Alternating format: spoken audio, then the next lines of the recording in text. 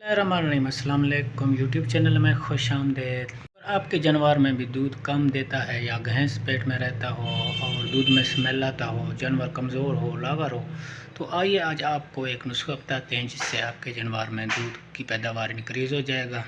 अगर आप कोई इंजेक्शन वगैरह लगाते हैं दूध निकालते टाइम तो मेहरबानी करके ये इंजेक्शन ना लगाएं, इससे आपका जानवर रोज़ रोज़ कमज़ोर हो जाएगा।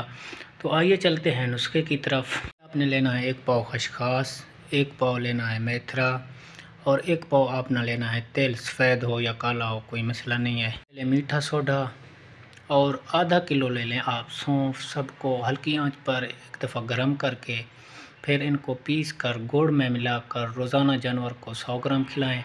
इंशाल्लाह आपकी जानवर की सेहत भी बहाल हो जाएगी और जानवरों में दूध की पैदावार भी इजाफा आप खुद देखेंगे। आपके जानवरों में दूध भी वाज़ेह तौर पर 1 हफ्ते के अंदर अंदर इंशाल्लाह आपको रिज़ल्ट मिलेगा।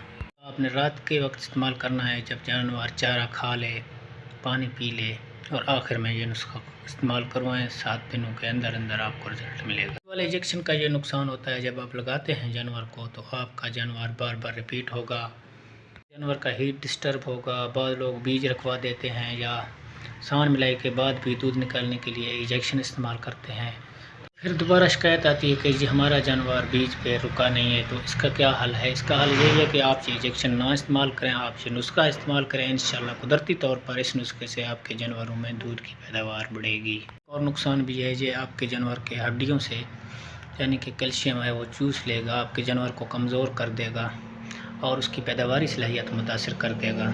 अगर आप हमारी वीडियो पहली बार देख रहे हैं तो काइंडली वीडियो को लाइक और चैनल को कर दें सब्सक्राइब, ताकि हम इस तरह की वीडियो आपके लिए बनाते रहें। अब आप अपने जानवरों की डिवर्मिंग कराएं।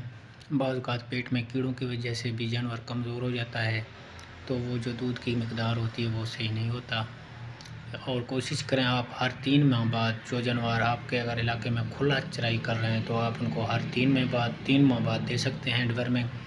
इसके अलावा जो जानवर आपने बंधे हुए हैं, घर पर रखे हुए हैं या फार्मिंग के हैं, उनको हर 6 माह बाद मुख्तलिफ़ किस्म के डिवर्मिंग पिलाएँ। इसके अलावा आप अपने जानवरों के बाड़े को या शेड को एंटी टिक्स या एंटीसेप्टिक स्प्रे हर 2 महीने बाद ज़रूर कराएँ।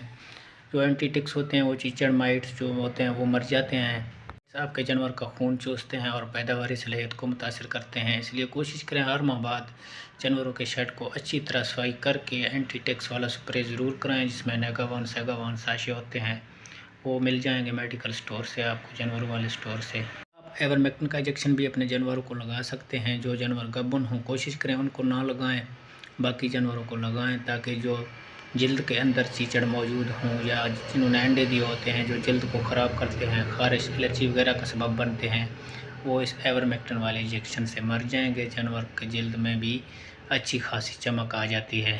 अगर आपके फार्मिंग के जानवर कमज़ोर हैं तो उनको कोशिश करें मुतवाज़न खुराक वंडा भी दे दें साथ साथ, इससे उनकी ग़िज़ाई से आप पूरा हो जाते हैं। और आप वंडा ख़ुद भी बना सकते हैं। इसका फार्मूला पहले से मैंने यूट्यूब चैनल पर अपलोड कर दिया है। के लिए चाहते हैं इजाज़त, इंशाल्लाह फिर मिलेंगे एक और वीडियो में। तब तक दीजिए हमें इजाज़त, दुआ में रखिएगा याद। खुदा हाफ़िज़।